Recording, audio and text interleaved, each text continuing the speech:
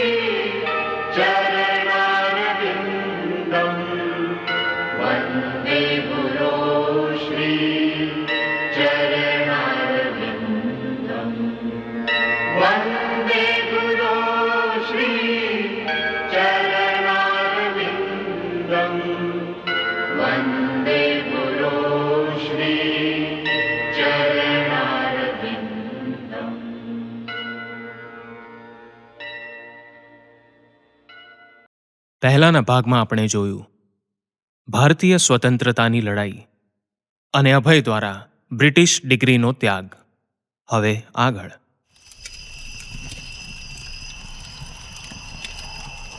વંદે માતરમ, વંદે માતરમ, વંદે માતરમ. ભાઈઓ, આ અંગ્રેજો આપણને ગુલામ બનાવીને આપણા દેશને લૂંટવા આવ્યા છે. આપણા દેશથી કાચો માલ કોડીઓના ભાવે લઈ જાય છે અને એનાથી કિંમતી સામાન બનાવી આપણા જ દેશમાં મોટા નફા સાથે વેચે છે.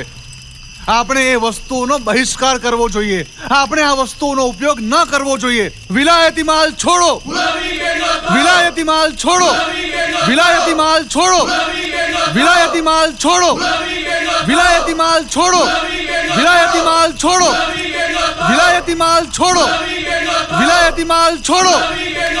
વંદે માતરમ, વંદે માતરમ, વંદે માતરમ, વંદે માતરમ, વંદે માતરમ, વંદે માતરમ, વંદે માતરમ, વંદે માતરમ, વંદે માતરમ. લાવ, મને આપી દો.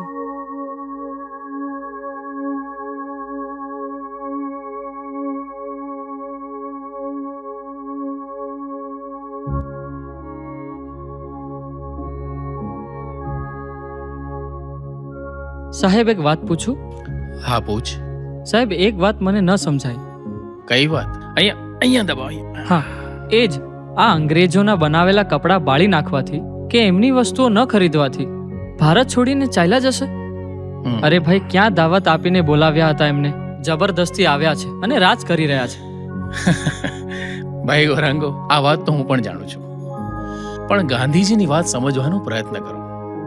એમનું કહેવું છે કે હિંસાવાદી બનવું એ કોઈ મોટી વાત નથી, પણ સહન શક્તિ માટે એથી પણ વધારે હિંમતની જરૂર હોય છે.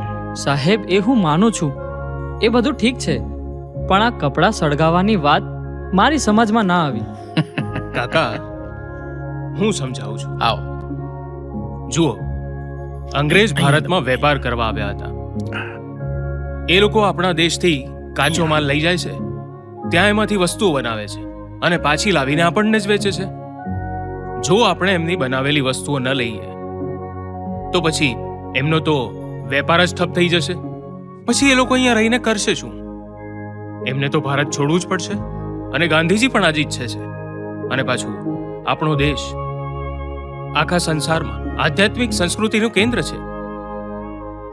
અને જ્યારે આખું વિશ્વ આજે યુદ્ધ અને ઘૃણામાં ડૂબી ગયું છે, તો આપણું પહેલું કર્તવ્ય એ છે કે આપણે એને શાંતિ અને અહિંસાનો માર્ગ બતાવીએ. ઠીક છે ભાઈ, પણ એ ન ભૂલતો કે એ આપણા શાસક છે. એ આપણને એમની વસ્તુ લેવા માટે મજબૂર પણ કરી શકે છે. એટલા માટે જ, એટલે જ પિતાજી, આપણે દ્રઢ રહેવું પડશે. જેથી આપણે એમના દબાણ સામે ન ઝૂકીએ. આખરે ગાંધીજી પણ એ જ ઈચ્છે છે કે આપણે સ્વાવલંબી બનીએ, એમની બનાવેલી વસ્તુઓ ન લઈએ.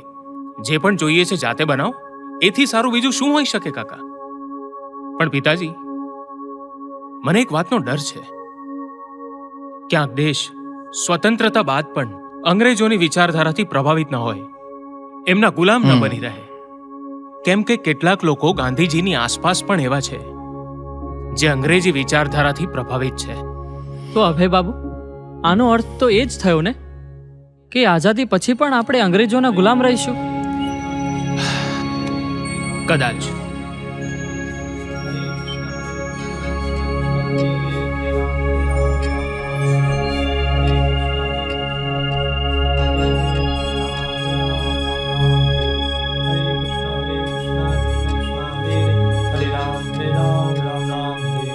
हरे कृष्णा कृष्ण कृष्ण हरे हरे राम राम राम हरे हरे कृष्णा कृष्ण कृष्ण हरे हरे राम राम राम हरे कृष्णा कृष्ण कृष्ण हरे हरे राम राम राम हरे कृष्णा कृष्ण कृष्ण हरे हरे राम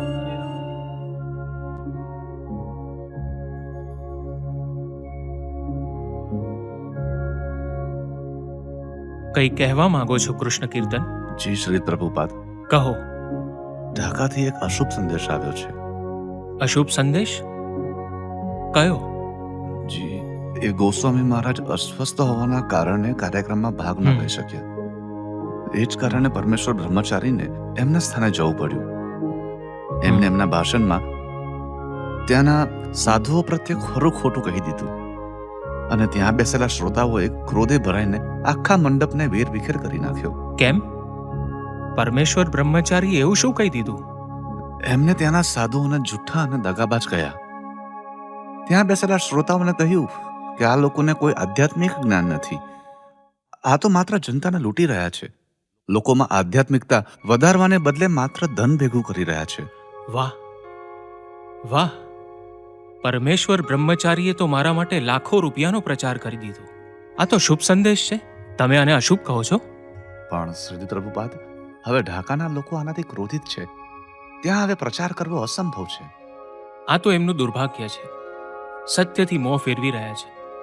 આ સત્યમાં એમનો જ લાભ છે અને પ્રસન્ન થવાને બદલે ક્રોધિત થઈ રહ્યા છે. પ્રચાર કરવા વાળો તો એક ડોક્ટર જેવો હોય છે.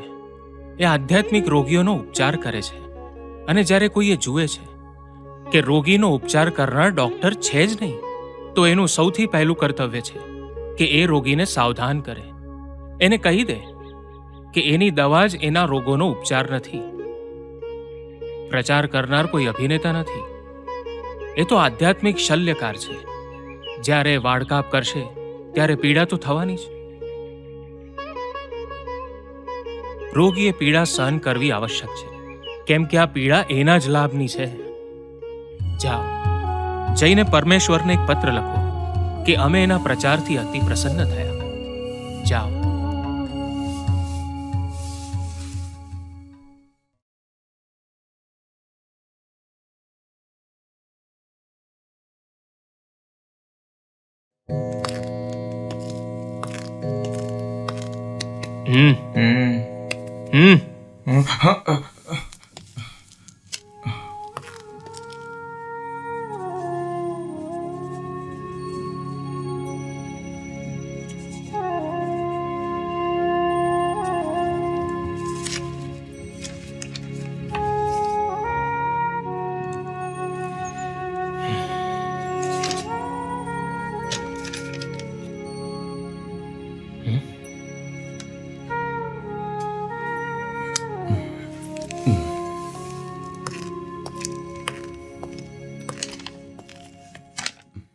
આ શું છે? આ ટીએવિલ છે. એ તો હું પણ જાણું છું, પણ ડિટેલ્સ ક્યાં છે? હે? જુઓ, મેં કાલે પણ કહ્યું હતું કે જ્યાં સુધી બધી ડિટેલ્સ નથી મળતી હું સહી નહીં કરું. કહ્યું તું ને મેં તમને.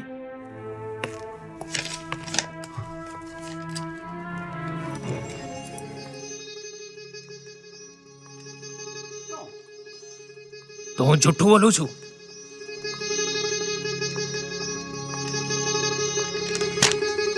આનો અર્થ એ છે કે બધા જુઠ્ઠું બોલે છે.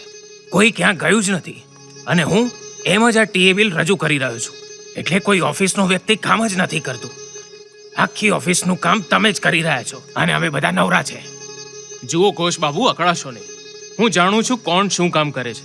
મને માત્ર કોણ ક્યાં કઈ તારીખે કયા કામે ગયું હતું એની બધી ડિટેલ્સ જોઈએ છે. એ પણ બધા બિલ્સ અને ટિકિટ્સની સાથે.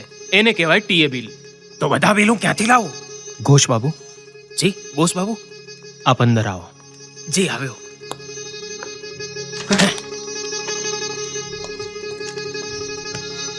હવે તો બોસ બાબુની જ સહી કરાવવી પડશે.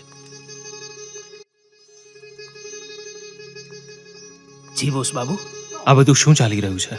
બોસ બાબુ, જ્યારથી આ છોકરો અહીંયા આવ્યો છે એણે ઓફિસની નાકમાં દમ કરી દીધો છે. એને વિવેક જ નથી. મોટા વડીલો સાથે કેવી રીતે વાત થાય. એને મેં ટીએ બિલ પર સહી કરવા કહ્યું હતું એ મારી પાસે ડિટેલ માંગી રહ્યો છે. આ કાલનો છોકરો અમને શીખવાડી રહ્યો છે કે કામ કેવી રીતે કરાય. તો હવે તમે જ કંઈ કહો. ઘોષ બાબુ, બેસો.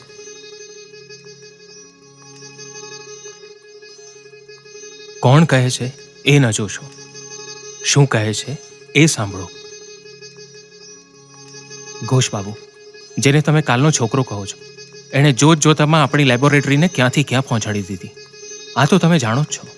તમારે તો શાબાશી આપવી જોઈએ. એમાં નારાજીની શું વાત? એ તો આપણું ભલું જ કરી રહ્યો છે. જરા સરખી વાતમાં તમે તમારા અહંકારને વચ્ચે ન લાવશો. પ્રેમથી હળી મળીને કામ કરો. ઘોષ બાબુ, સન્માન એને જ મળે છે જે સન્માન આપવાનું જાણે છે. જાઓ, ડિટેલ્સ આપી દો અને હા, એની સાથે સમાધાન કરી લો. જાઓ.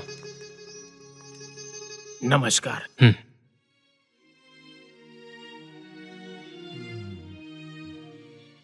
અભય બાબુ, હું ક્ષમા માંગુ છું. અરે અરે, આ શું કહો છો આપ? આપ સાચા હતા, હું જ ખોટો હતો. કાલે તમને બધી ડિટેલ્સ મળી જશે. ઘોષ બાબુ, હા, તમે મને માત્ર અભય કહી શકો છો. સુખી રહો, સુખી રહો.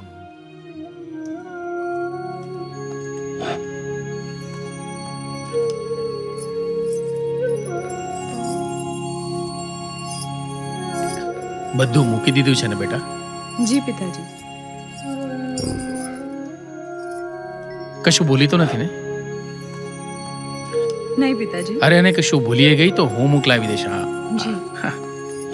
બંધ કર, ધીમેથી બંધ કર, સારી રીતે. ગૌરંગા, જી આ સામાન લઈ જા. જી બાબા. અરે, વહુરાણી તૈયાર થઈ ગયા? ધ્યાનથી. હા જી. બેટા, જો હું તારા માટે શું લાવ્યો છું. જગન્નાથજી. હા, એમને તારી પાસે રાખી લે બેટા. જી પિતાજી. એ તારી રક્ષા કરશે. સાહેબ, અભયભાઈ આવી ગયા. અચ્છા અચ્છા, ચાલ બેટા, અભય આવી ગયો. આવ.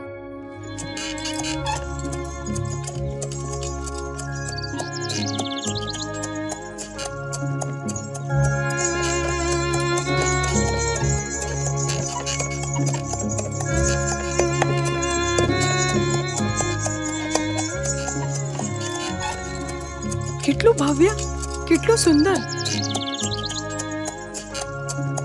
સાંભળો, મારે પણ આવું એક મકાન જોઈએ. લેશો ને? હા મારા માટે? હા, જરૂર લઈશું. અરે ભાઈ, જરા સાચવીને ચલાવો.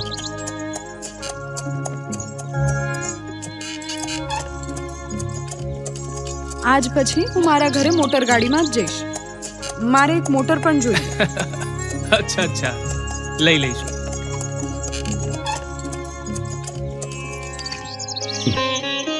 આવી જાઓ, સાચવીને. અરે રાધા બેટા, આવો આવો આવો. અરે સપન, આવીને સામાન લઈ જા. પ્રણામ પિતાજી.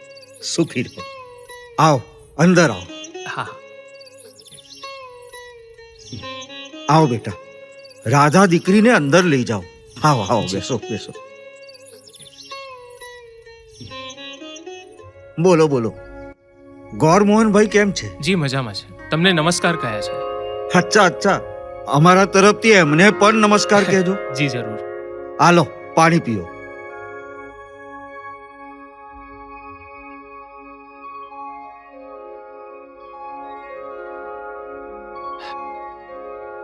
ઠીક છે પિતાજી, હવે હું જાઉં છું. અરે આટલા જલ્દી? અરે બેટા થોડી વાર રોકાઓ પછી જતા રહેજો. જી નહીં, હજી થોડું કામ છે. ફરી ક્યારે મળીશું. અચ્છા બેટા રાધા, અભય જઈ રહ્યા છે. ઠીક છે પિતાજી, પ્રણામ. સુખી રહો. તમે જઈ રહ્યા છો? હા, બહુ જ કામ બાકી છે. ફરી ક્યારેક આવીશ. ધ્યાન રાખજે પોતાનું. સાંભળો, આપને યાદ છે ને? શું? લો, તમે તો ભૂલી ગયા. શું? મારે એક મોટું મકાન અને મોટર જોઈએ. ઓ અચ્છા, યાદ છે. રસ્તામાં કોઈ અડચણ તો ન થઈ ને? ના, બસ પ્રભુની કૃપા છે.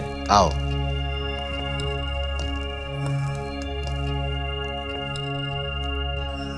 ગુરુ મહારાજ, તમે અહીં વિરાજો. નહીં રાજન, આ સ્થાન તમારે યોગ્ય છે. હું અહીં જ ઠીક છું. વિરાજો.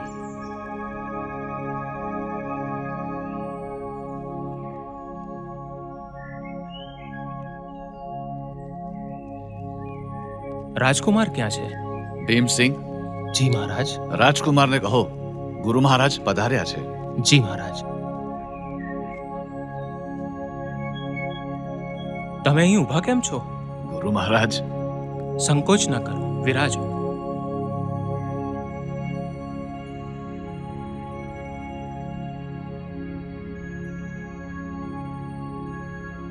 ગુરુ મહારાજ, હું આપનો આભારી છું. આપની શિક્ષાના કારણે મારો પુત્ર રાજપાટ સંભાળવા યોગ્ય થયો છે. બસ પ્રભુની કૃપા છે રાજન. રાજકુમાર,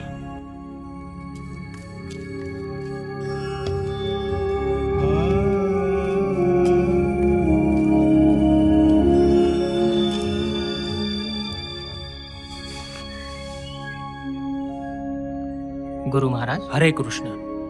આવો બેસો. તમારા પિતા તમારાથી બહુ પ્રસન્ન છે. બધી આપની જ કૃપા છે ગુરુ મહારાજ. રાજપાટ સંભાળ્યા બાદ ગુરુ મહારાજને ભૂલી તો નહીં જાઓ ને? ગુરુ મહારાજ, તમે જ શીખવ્યું છે કે આપણું કશું જ નથી, બધું પરમેશ્વરનું છે. તો તમે આનો વિશ્વાસ કર્યો છે? મારો વિશ્વાસ તો એ જ દિવસે અતૂટ થઈ ગયો હતો જ્યારે તમે મને સમજાવ્યું હતું આ ખુરશી, આ ટેબલ અને આ મહેલ કોણે બનાવ્યા છે. તો આ ધરતી, આકાશ, ચાંદ, તારા, ઝાડ, પર્વત અને આપણા સૌને પણ કોઈએ બનાવ્યા છે. અને એ છે પરમેશ્વર, જે સૃષ્ટિકર્તા, અનુરક્ષક અને વિનાશક છે. સુંદર, અતિ સુંદર. આજે મને વિશ્વાસ થયો કે મારી મહેનત અસફળ નથી થઈ. વાસ્તવમાં તમારો પુત્ર રાજપાટ સંભાળવાને યોગ્ય થઈ ગયો. આ બધી તમારી કૃપા છે. ગુરુ મહારાજ, મારા મહેમાનો આવવાના છે. બેટા, ગુરુ મહારાજ વિશ્રામ કરશે. તમે ગુરુ મહારાજને ઉપર લઈ જાઓ અને તમે પણ તૈયાર થઈ જાઓ. અંગ્રેજ આવતા જ હશે. જી. હરે Krishna.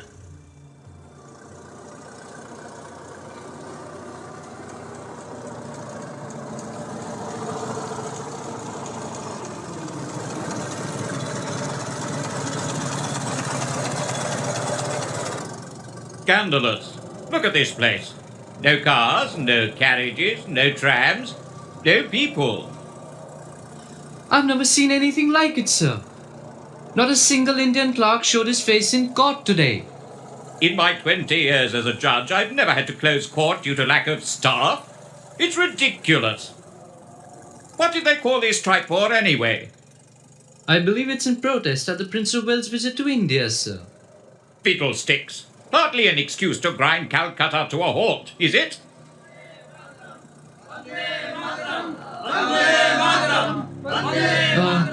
It seems we're in for a spot of trouble, sir.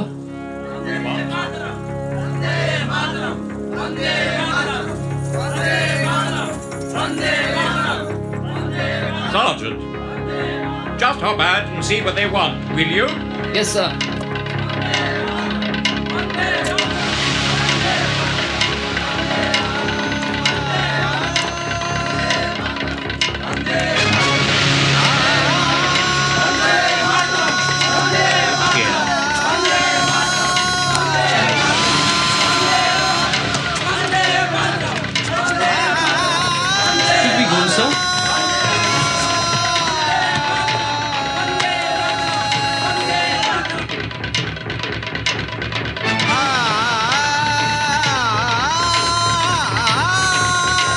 Sergeant, come back. We'll go another way. Yes, sir.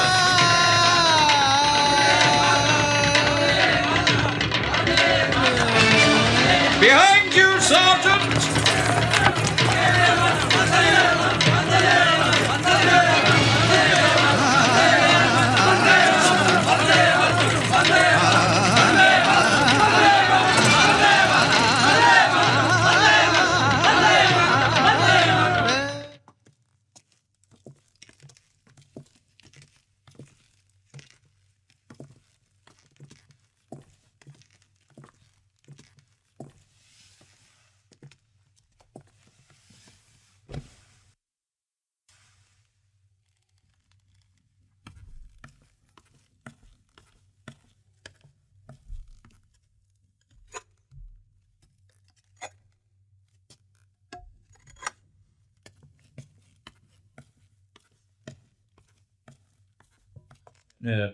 What time do you make it, Roland?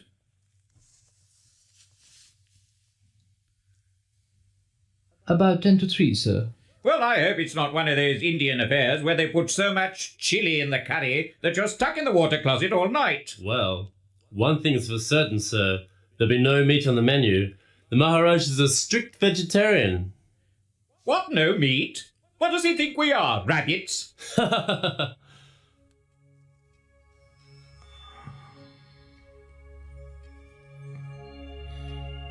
Hare Krishna. Look at that fellow, he's completely bald. Well, not completely, sir. Oh, you mean the ponytail? I say, what a bizarre hairstyle.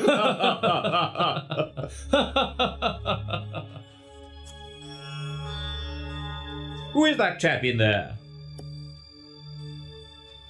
Must be one of the guests of the Maharaja. Some Indian fakir.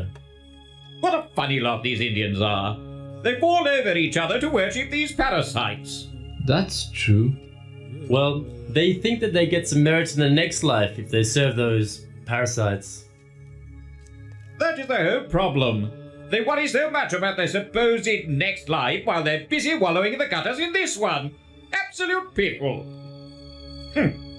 Your confident tone of voice suggests that you are well acquainted with the finer precepts of the Indian philosophical thought. However, it is stated by the wise that a fool remains undetected only until he opens his mouth. It is improbable, rather impossible, that conceited imbeciles with their paralyzing stupidity will ever be able to appreciate the profound culture that leads to transcendental reality. It is the base nature of man that impels him to jeer and scorn those lofty principles that his limited intelligence cannot comprehend. You would do well, gentlemen, to take these words to heart. Gurudev, am I interrupting or something? Not in the least. I was just taking the liberty of educating your noble guest in some finer points of etiquette. I felt it was my duty. After all, they are the honored guests of your highness.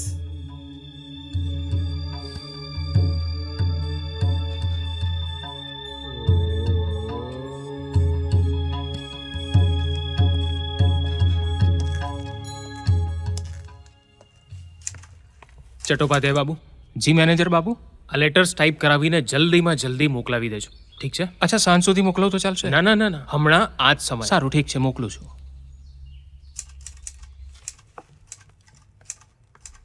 મુનશીજી, જુઓ, મેં આ બધા bills તૈયાર કરી રાખ્યા છે. તમે જરાનો હિસાબ જોઈ લેજો. ઠીક છે, હું પછી આવીને જોઈ લઉં છું. જોઉં છું. ઘોષ બાબુ, હા, તમે આ લેટર્સ પછી ટાઈપ કરાવીને આપો. અચ્છા અચ્છા અચ્છા, કરાવું છું. જુઓ ચટ્ટોપાધ્યાય બાબુ, પાછલી વખતે આપણી લેબથી મોકલેલા સેમ્પલ્સ બરાબર ન હતા. આ વખતે જરા ધ્યાન રાખજો.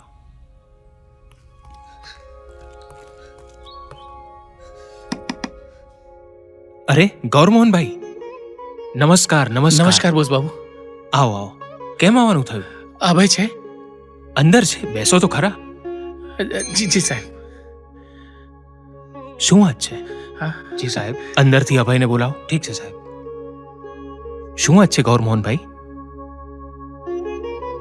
અભયભાઈ બોસ બાબુએ તમને બોલાવ્યા છે. લાગે છે તમારા પિતાજી આવ્યા છે. પિતાજી, એક મિનિટ, હું આવ્યો.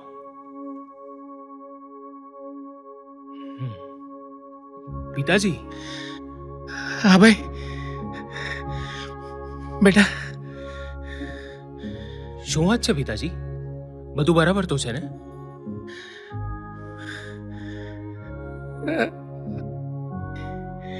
હા ભાઈ, તું પિતા બની ગયો બેટા. તને દીકરો થયો છે. ઓહ, આ પણ કોઈ રીત છે ખુશ ખબર આપવાની? થોડી વાર માટે તો હું પણ ડરી ગયો હતો. અભિનંદન બેટા. અરે તપન, રસગુલ્લા લઈને આવો અને બધાને વહેંચી દે. આજે તો હું પણ દાદા બની ગયો છું. અભિનંદન ગૌર મોહનભાઈ, અભિનંદન. ઓહો, ગૌર મોહનભાઈ, આવો આવો આવો. સુખી રહો બેટા, સુખી રહો. જાઓ અંદર જઈને દીકરાને જુઓ, બહુ જ સુંદર છે, તમારી જેમ જ. અરે સપન, રસગુલ્લા લાવો બેટા. આવો આવો, બેસો. બાકી બધું સારું છે ને? બધું બરાબર. ભાભી ક્યાં છે? અંદર છે. રાધા રાણી તો સ્વસ્થ છે ને? હા, રાધા સ્વસ્થ છે. હા હા, હાલો. ઠાકુરજીની કૃપાથી હું નાના બની ગયો છું. અને હું દાદા બની ગયો. હાલો.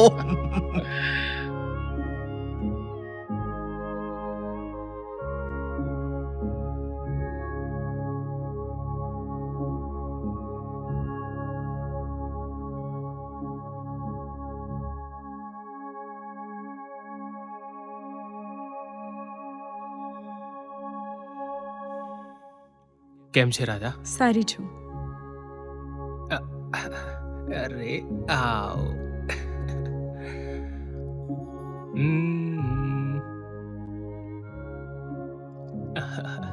અલલે.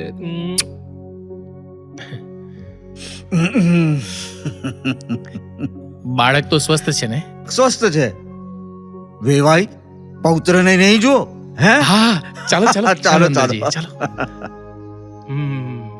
અરે હસી રહ્યો છે.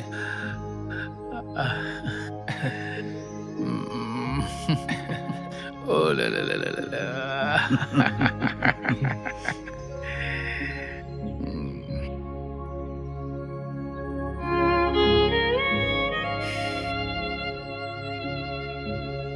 અભિનંદન બધાને, પુત્ર થયો છે.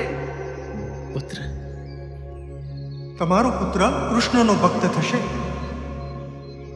હું એનું નામ અભયચરણ રાખીશ. અભયચરણ? અભયચરણ ખૂબ સરસ નામ છે.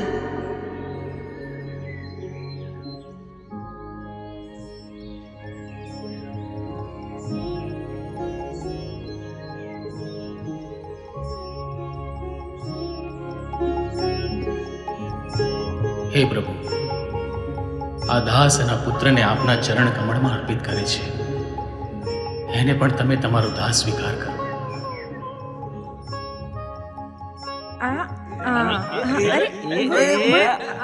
અરે વેપારીનો દીકરો છે, ધન તરફ જ જશે. અરે જુઓ જુઓ જુઓ, ક્યાં જાય છે? અરે જુઓ જુઓ, ધન તરફ જાય છે. અરે ત્યાં જ જશે. ના ના ના, ગીતા તરફ જશે. અરે નહીં નહીં, ગીતા તરફ જશે. ના ના ના, અરે ના ના, ગીતા જુઓ જુઓ.